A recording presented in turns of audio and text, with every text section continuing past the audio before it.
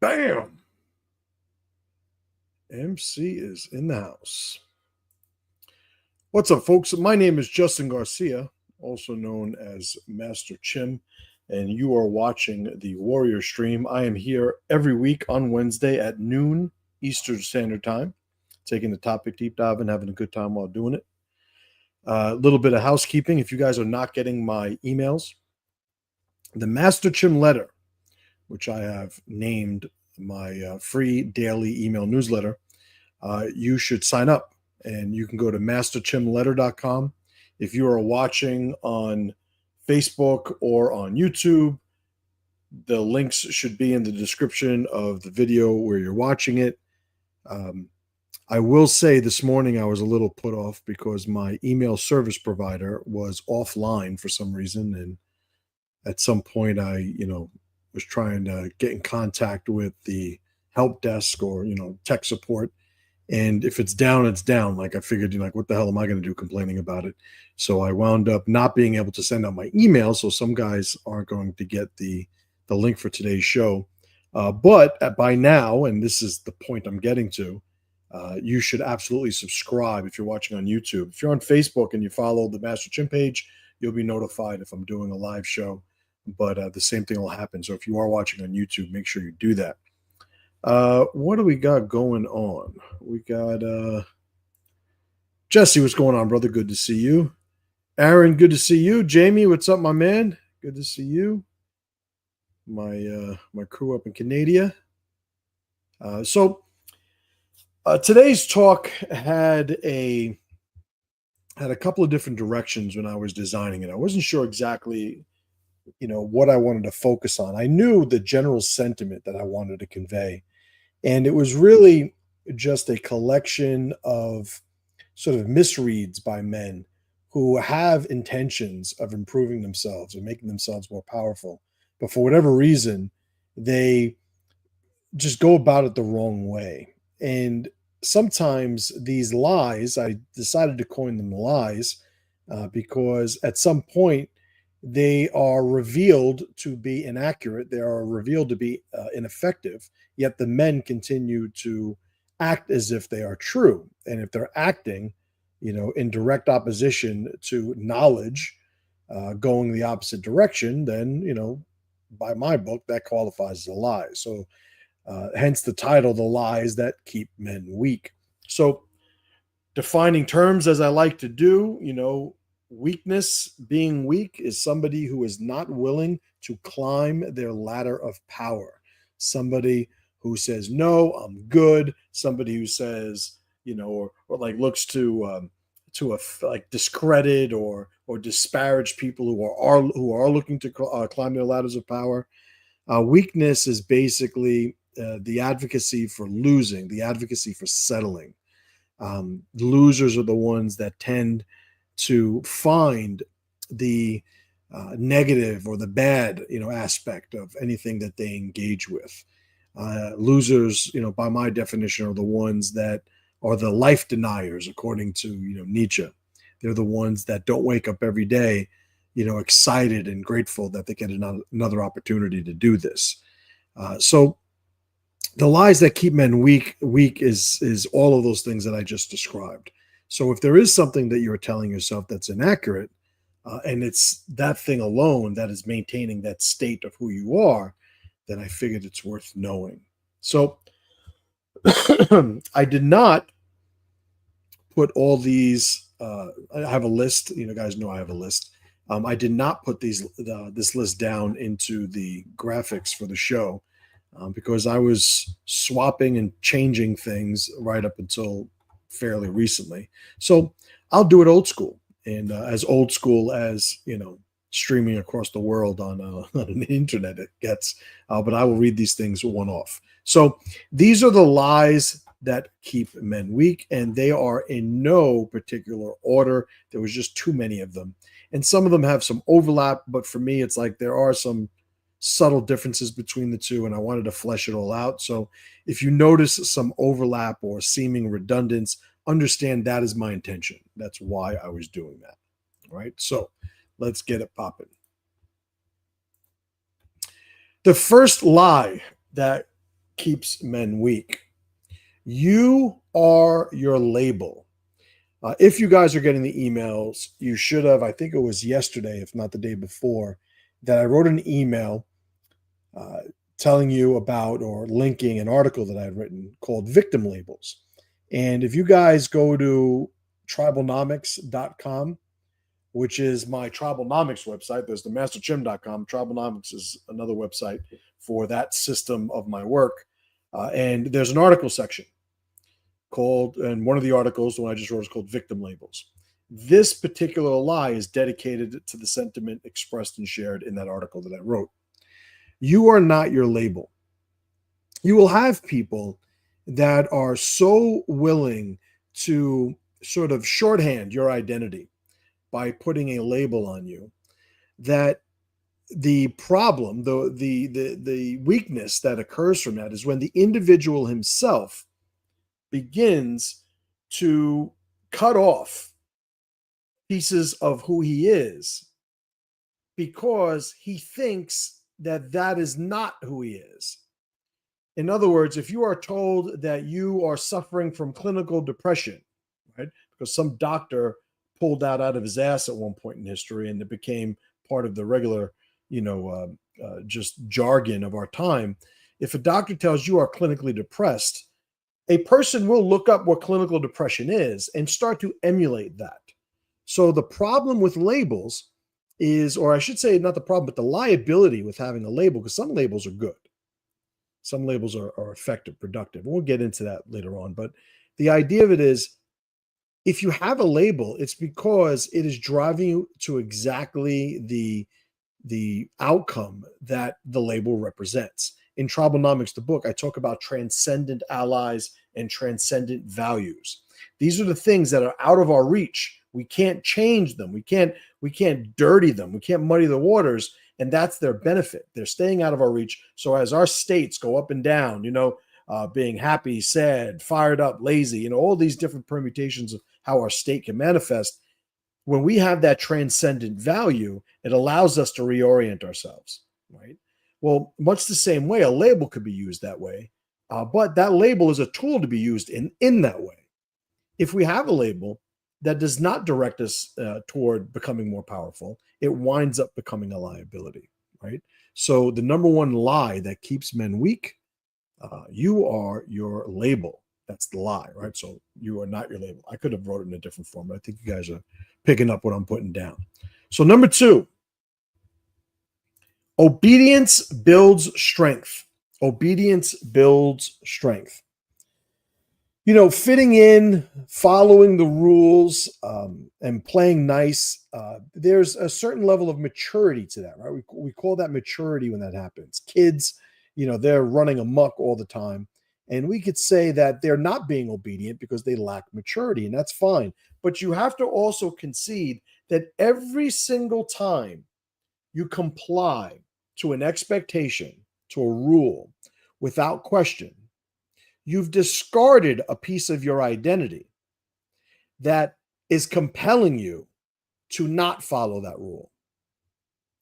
Every bit of compliance of our identity is removal of who we are. It's cutting off a segment of our identity.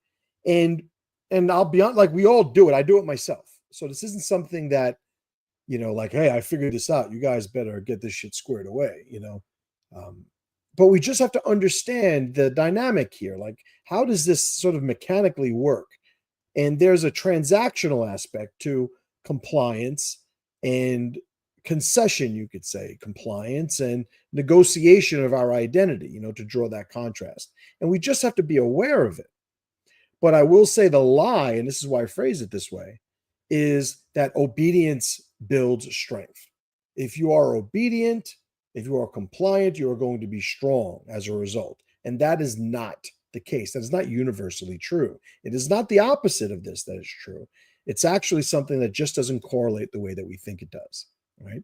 So number 2, obedience builds strength. The next lie, and this is the first one that has a little bit of overlap with a prior lie, right? But number 3 is diagnosis is destiny. The other day on one of my mastermind calls, I was talking to the guys about the relationship between symptoms and syndromes in through the eyes of a doctor. And I don't mean to limit this to a commentary or a critique about the medical world, right, about medicine and health and whatnot. But it is certainly, representative of this bigger concept, but it certainly applies, in and of itself as being valuable. When you present a symptom, a collection of symptoms that are frequently presented together will motivate, will drive, inspire people in the medical field to create syndromes. Syndromes are just a happenstance collection of symptoms. If you are, suffering from, depression, it is a criteria by which a doctor is going to, check these boxes. And at a certain point, you are clinically depressed. Different list, different number of boxes, you are a psychopath. Different, list, different boxes, you are bipolar. The problem with this is that the syndrome is usually where a lot of preference gets put in. When somebody is suffering from, let's say, asthma, right? You have somebody say, oh, he's asthmatic. And then you'll have somebody else that say, well, he has some exercise-induced asthma. And then another person will say, he's out of shape and he just needs to get in shape.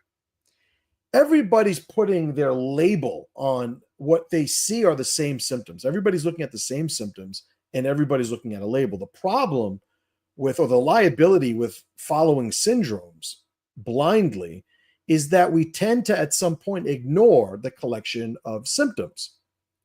Syndrome is made up of symptoms. We always want to stay in touch with the symptoms.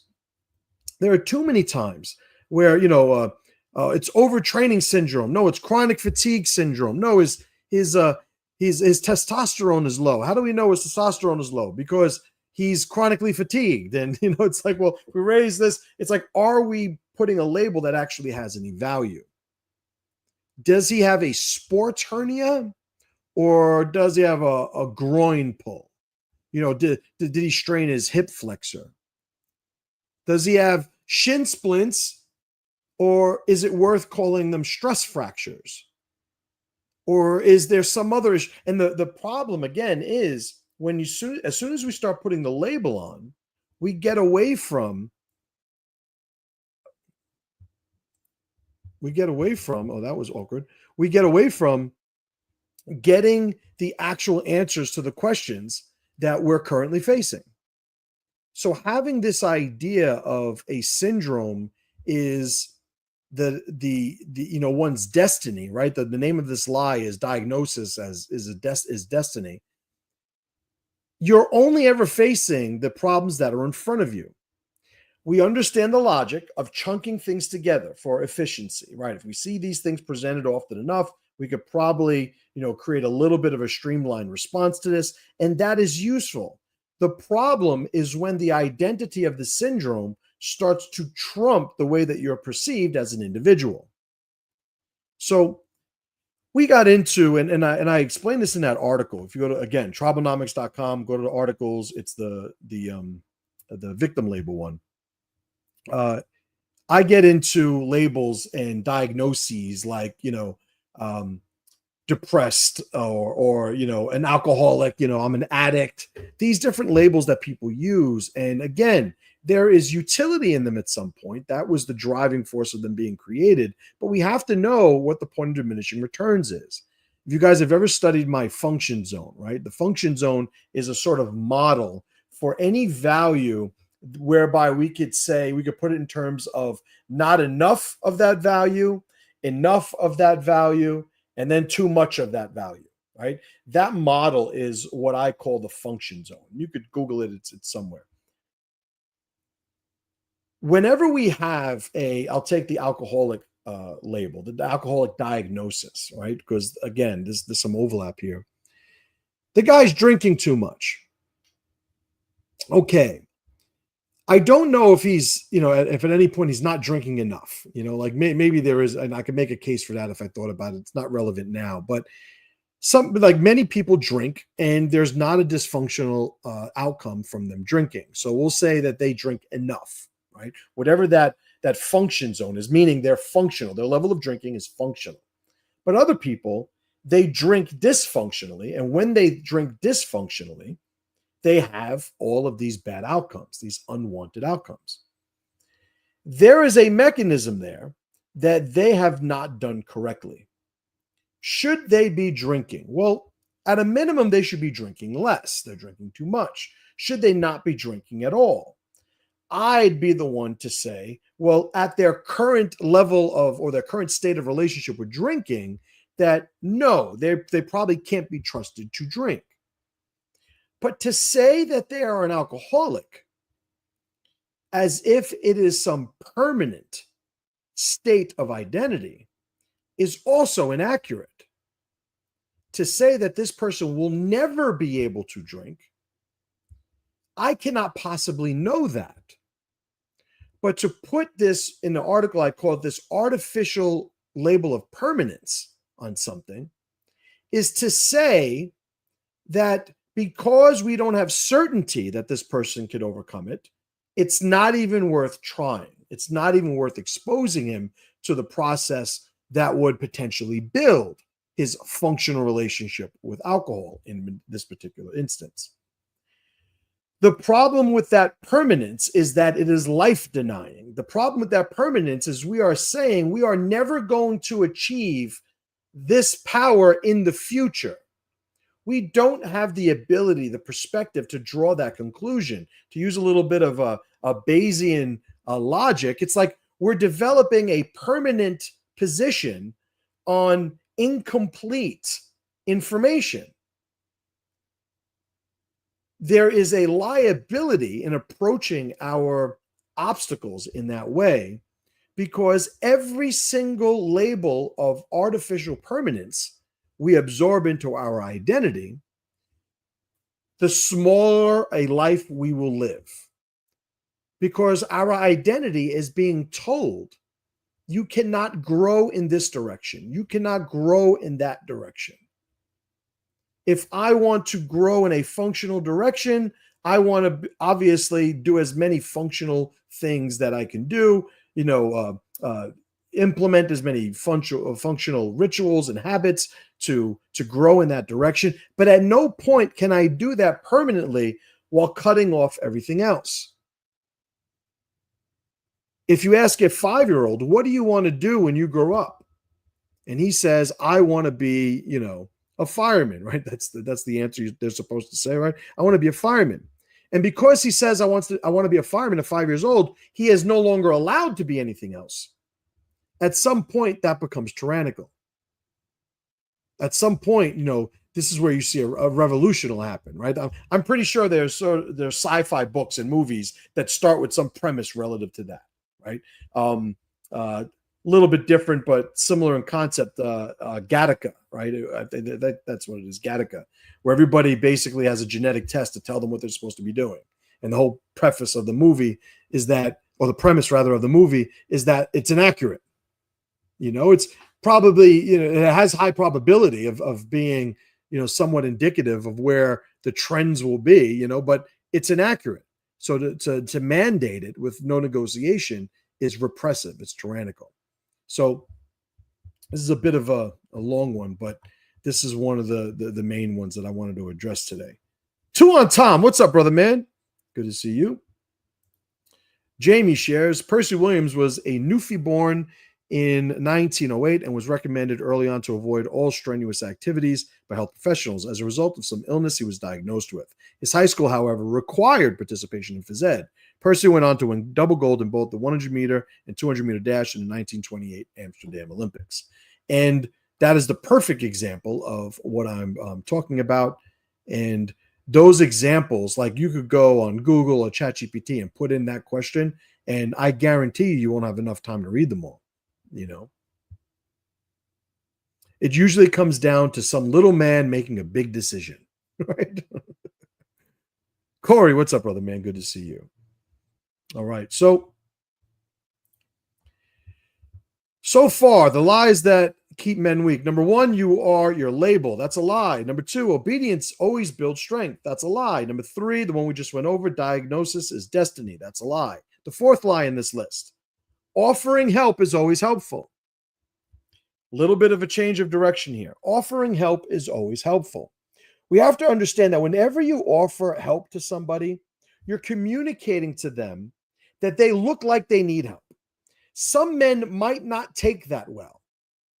If you are trying to be helpful in your tribe, first and foremost, and this is a bigger, topic that I could deep dive into. It's not the time to do it now, but the general sentiment I think is still, transferable in this short little, take I'm giving you on it.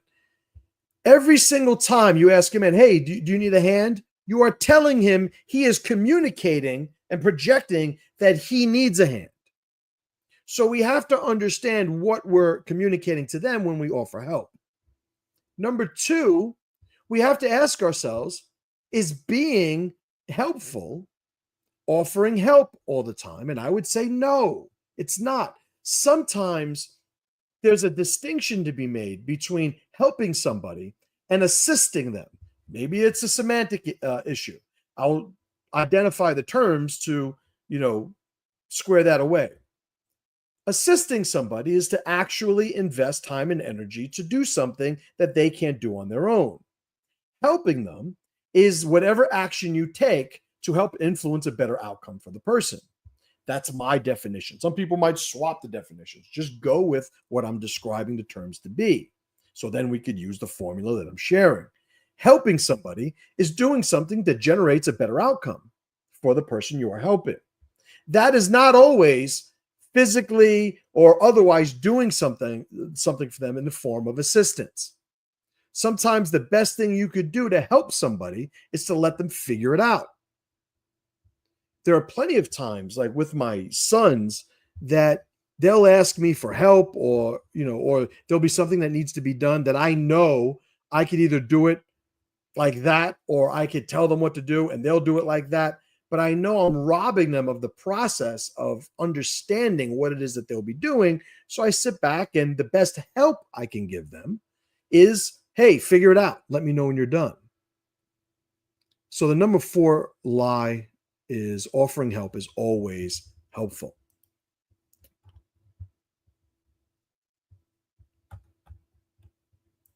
Two on Tom asks, what do you think about kids getting diagnosed with peanut allergies and their parents, although there are treatments that can regulate normalize peanut allergies that are often fatal, but the parents choose not to do anything about it because of fear?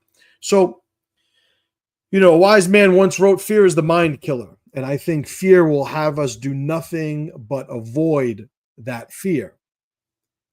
I have a son with a peanut allergy. I have a cousin who her son had a peanut allergy and she went and got treatment. Actually, I think somewhere in Philadelphia, some kids hospital where they did these sort of micro dosing of peanut, powder or whatever, and built up a tolerance. People who are scared of doing something just have to make the decision or at least acknowledge that the decision they're making is cutting off all of the possibilities found by not being scared. I think that there are very evolutionary based reasons why we have a fear. One of the most functional, values of fear right now for us is that it is an activator for our sympathetic nervous system. When we are scared, we will actually elevate our capabilities by activating that system. That's not to say that fear in and of itself should always be adhered to. Sometimes fear gets in the way of power. Understand that a lot of our instincts and our drives are really aligned with just keeping us safe, with just keeping us alive. They really aren't designed with the context of becoming powerful in mind, the context of pushing through barriers and discovering new things and developing new skills. Like, that is not the feedback that we're designed to get. So we just have to understand the limitations of what fear is. on the allergy thing, I was told by a doctor that if my son were to have, peanuts, he would be hospitalized. Well, he's accidentally had peanuts many times. And sometimes, the symptoms that he experienced were a little bit higher than others. Yeah, we do the whole EpiPen thing and the Benadryl and all that. He's usually, we had to educate him early on. But the whole thing is, I'm never going to tell him, like, we have peanut butter in my house. We have peanuts in my house. Like, I'm not going to be the person that says everybody has to be safe. Nassim Taleb has a model that describes that phenomenon. I want to say it's the minority rule. He might call it the minority rule. I might be making something up also. But anyway, his whole thing is most societies will have a vulnerability to the defiant sort of demands of a minority of a certain size. And they will accommodate the minority just because it doesn't cost them much. So they just go along with it. And the examples that he's given in other talks were like, the peanut analogy reminds me, it's like if an airline knows that a peanut allergy can kill somebody on their flight, and sometimes people are allergic to peanuts, they will tell everybody that they're not going to allow peanuts on the flight. And the other people who are not allergic to peanuts will say, okay, no problem. Yeah, we don't want to kill the people with the fucking peanut allergy. So they'll go along with it. And so what winds up happening is this very vocal, non-negotiable, unrelenting minority sometimes gets its way just because there's not enough resistance by the majority to not give them their way, right? I don't know how exactly that relates to what I was talking, but I figured it was valuable information I'd share, right? Tuan Tom writes, on the topic of help, it could be all argue that almost nothing is really help except possibly education. And even that is only done by the individual who is being educated. Everyone teaches themselves. Absolutely right. I would say a more compelling or valuable aspect of helping other people is communication. It is the more that I am able to help communicate and problem solve through education, the more effective I become, or the more valuable my help becomes. So having somebody, and we see this in high-level athletes all the time, people who are able to do the thing at a level that they in no way, shape, or form could ever educate somebody on. Like, this is how you do it, right? There's an argument that if you ask, Michael Jordan how to play basketball like Michael Jordan, if pressed, he'll give you an answer. But that answer comes from his process of deciphering what it is that he's doing. So that is a bottleneck of information. And then he has to be able to communicate that. His ability to communicate is a bottleneck. Then whoever's listening has a bottleneck of understanding the context of what he's saying, right? So it just winds up being something that is a reductionist sort of process. So an argument is opening up those bottlenecks wherever we can. And sometimes the process of one person helping another, even in the form of assistance, could help design that which benefits a tribe, right? We want everybody to be aligned in the tribe. Obviously, if all things being equal, it's like, yeah, if everybody was moving around completely synchronized, that tribe is more powerful for it. So number 5, the number 5 lie that keep men weak. Power has an end point. Power has an end point. There is a process by which men look to become more powerful. Sometimes one of the biases or a little bit of the baggage that they carry with them into this process is this very human expectation of there being a beginning, a middle, and an end to everything. There is no point in becoming powerful whereby you are supposed to say, I did it.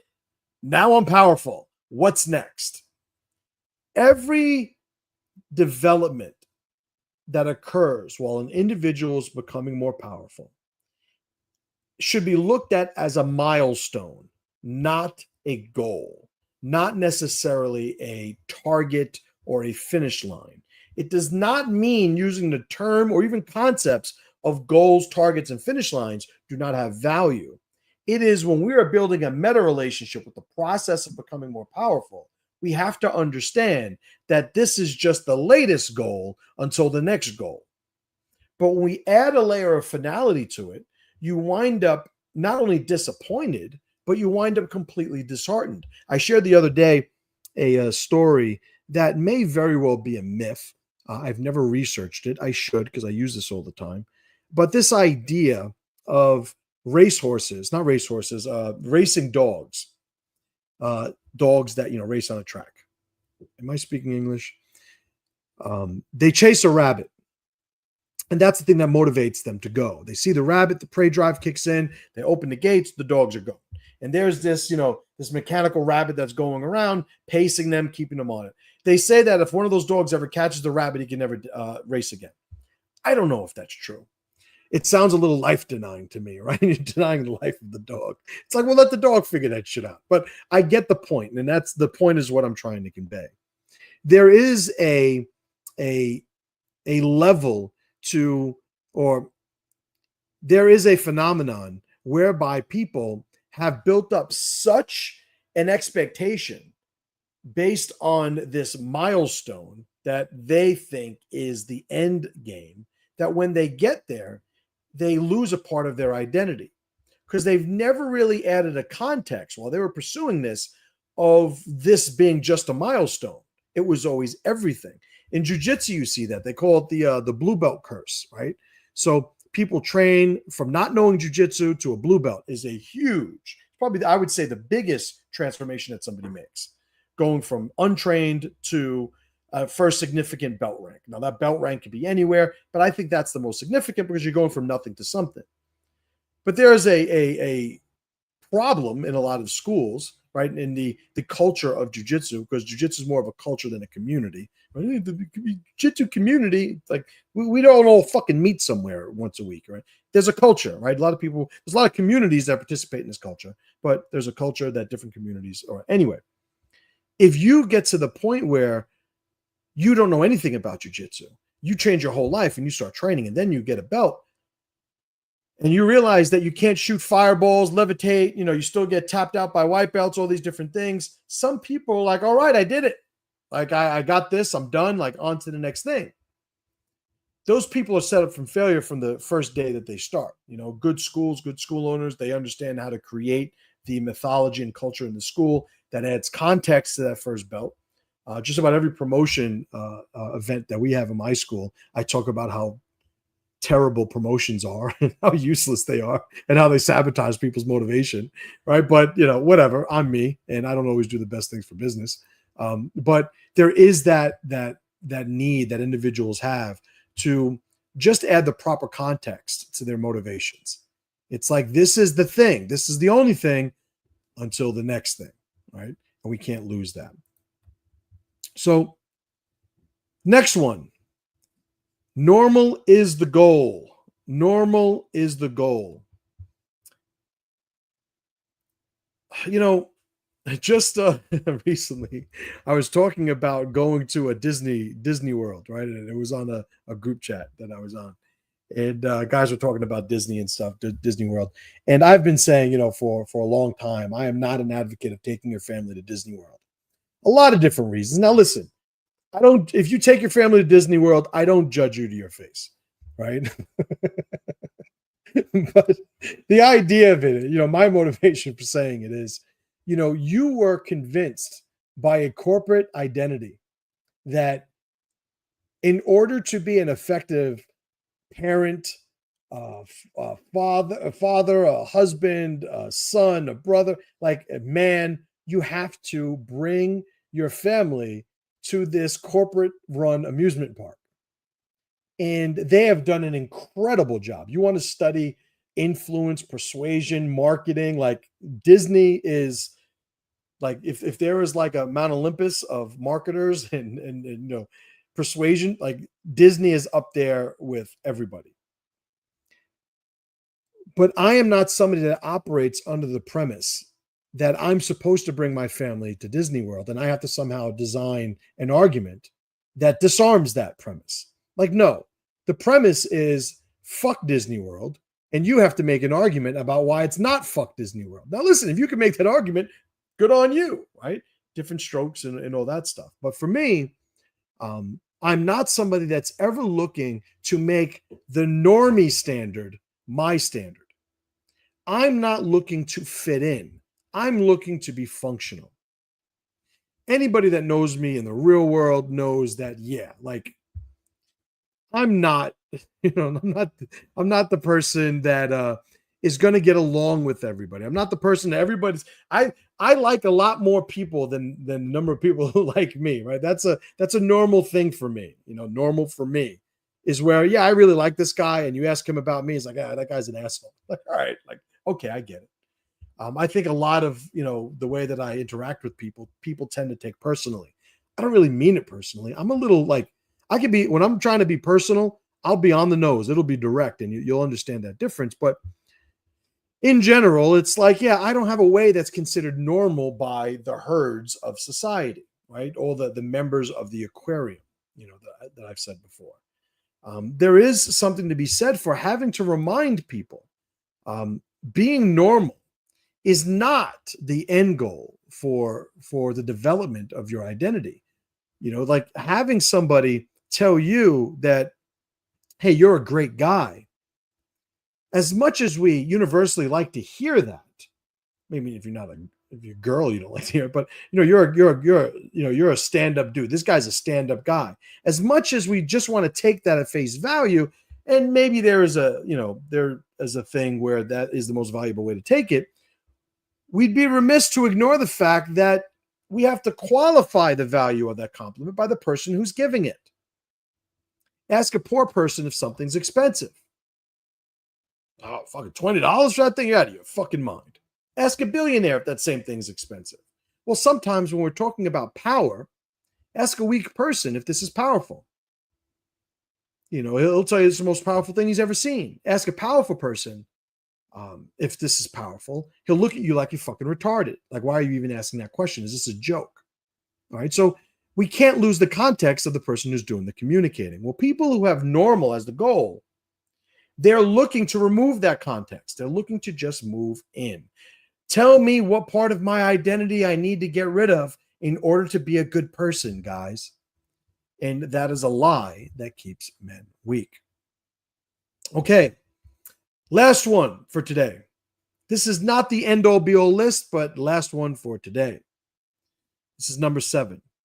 Loyalty means never letting go. It's important that you understand every alliance has an arc. Every identity, more generally, has an arc. It has the conception, the birth, the trajectory, the peak, the decline, and then the dissipation or the evolution or whatever the fuck, fancy name you want to call the last stage of it. I'll say the end, right? When we understand that loyalty is very contextual. Now, I've said before, loyalty is an investment, not a debt. Loyalty is an investment, not a debt. That means that you should be loyal to alliances, and alliances might be to people or to groups or to a standard, just an obligation, a commitment to do your part of something. You should stay loyal to that so long as doing so increases your power. If I'm talking to a guy who just got a job and he thought this job was going to be, the answer. Oh man, I'm going to be able to do this. And none of that winds up happening. If I ask him why he's still in the job after he realizes none of those things that he thought were going to happen, maybe the things that were promised to him were going to happen, after he realizes they're not going to happen, if I asked him why he's still there, I'm not easily going to accept him saying, because I'm not a quitter or because I'm loyal. Because it's like, whoa. What is the impetus of having loyalty as a virtue to begin with? It's that it produces a better outcome for the individuals and then the collection of individuals in the alliance. If it's not producing that better outcome, what are you doing? You are basically held prisoner by some psychological trap that operating under the premise that, loyalty is just undying, an undying connection. Samurai, they say, and listen, I'm not a fucking, Japanese historian. So, any of you guys that know different, just understand I mean this more metaphorically than historically. Samurai were loyal to their masters to the point of death. The loyalty was not the way that we treat loyalty to the master, the way we treat loyalty to other people. Their loyalty was to the code of their identity. This is what I am, so this is what I'm going to do. Not too dissimilar to what we would expect a Secret Service agent to do, putting himself in front of a bullet to save the president. Who the president is, the value of that president to the Secret Service agent, the relationship between the Secret Service agent, none of that means anything. If he is going to honor his identity as a Secret Service agent, he is going to jump in front of the bullet. I know I'm simplifying things here, but it's just to convey the idea. Loyalty is to an outcome. I tell people, if you want somebody to be loyal to you, maintain a dedication to being their best option. Maintain a dedication to representing a value add.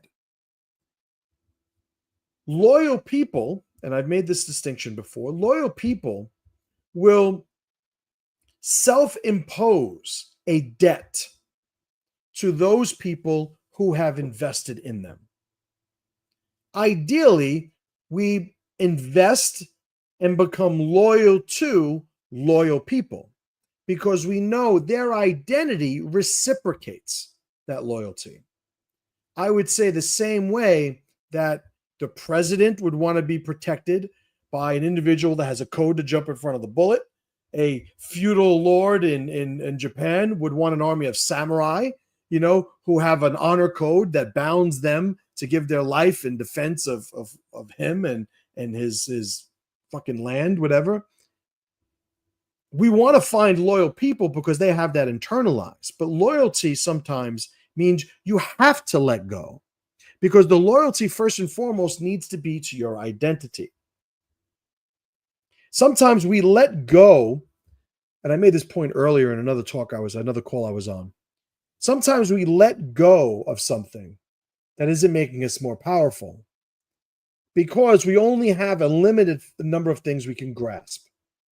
And so in order to connect with something powerful, sometimes we need to let go of something that is no longer powerful. Sometimes, letting go of an ally, an alliance that you have always been loyal to is organic. I have a student, he moves to Europe, probably not making the commute anymore. This is an organic, impetus for us letting go of the alliance. Now we downgrade, right? If you watch the alliance codes, then you know that we build a bridge, we downgrade, we do all those different things, but we understand that it's going to be what it's going to be. I've had people who told me, you know what, it's, I don't want to get punched in the face. I just want to train, in the gi. I'm just showing up for the pajama party. I don't want to do all this other stuff that you're making me do. What am I supposed to say to that? Okay, you got to be true to you. I understand the need for somebody to be true to their identity. I don't necessarily think he's being a pussy by saying that. I think that he's being true to his identity, and if that's what you want to do, who am I to tell you you should not want to do that with yourself, with your identity, with your life? So there is something where we can let go of these connections organically. But there are other times where we're just not willing to negotiate. I had one guy who used to work for me would complain that he didn't make enough money. And I agree, the money he made was shit. The reason he made shit money is because he was a shit employee. What I do is I give people that work with me, the opportunity. Like I don't want employees. I want people that are looking to build the tribe, build the team. And I incentivize people that way, and like, listen, if you add value to the school, you're going to get value back from the school. That's the way that works. it doesn't sit well with the employee mindset, right? So these were people who were given the opportunity to get value while adding value, but all they wanted to do is become employees. And when, they would leave, it's not that I didn't give them enough money, because that would be their perspective. My perspective was that they weren't worth any more money than I was giving them.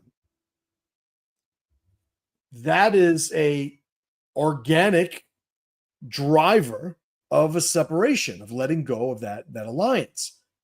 It is as organic as it gets. It's like, I don't want any bitches working with me. Well, I'm a bitch. Well, you can't work with me. Okay. Like, I'm not saying that they're bitches, that might have been, coincidental, but the whole thing is, there is a time where the alliance can end, a time where the alliance can go. And there isn't, oh man, this is fucked up, or he should always stay loyal, or you should never do this. Like, you could say, I don't believe in divorce. It's like, all right, your wife is banging all your friends. I still wouldn't divorce her. Okay. Your wife killed one of your kids. I still wouldn't divorce her. All right, your wife is banging all your friends, killed one of your kids, and says the next time she sees your other kids, she's going to kill that motherfucker too. Like, at some point, and I can play the fucking, we could do the mental exercise to the point where somebody's like, all right, maybe I shouldn't get rid of that bitch at that point. There's got to be a point, right? And if you're not, then it has to do with your identity and your commitment to an identity more than it has to do with, this commentary on the alliance, like a samurai, I would never betray my master. It's not because of all these great things the master does or all these great things that the master has done for him. It's like, no, because I don't do that because of an identity thing. It has nothing to do with the master. So if somebody tells me I don't believe in divorce, it's like, okay, I hope you got a good fucking wife, because you might be stuck with a fucking lemon for the next 20, 30, 40, 50 years, right? I think there's a context and a relativity to loyalty that when people pay attention to it, the irony is you wind up building better alliances, which is the point of it all, right? So let me review. I went over 7 lies that keep men weak. Number 1, you are a label. That's a lie. Number 2, obedience always builds strength. That is a lie. Number 3, diagnosis is destiny. That is a lie. Number 4, offering help is always helpful. Lie. Number 5, power has an end point. Lie. 6, normal is the goal. Lie. And finally, number 7, loyalty means never letting go. A bold-faced motherfucking lie. All right, guys. I think that that was a solid send. I got across what I wanted to. As usual, I always appreciate you guys hanging out with me. You guys that are putting comments there, I apologize I didn't get to all of them. But all is good. I will see you guys next week. And as always, brothers and sisters, pressure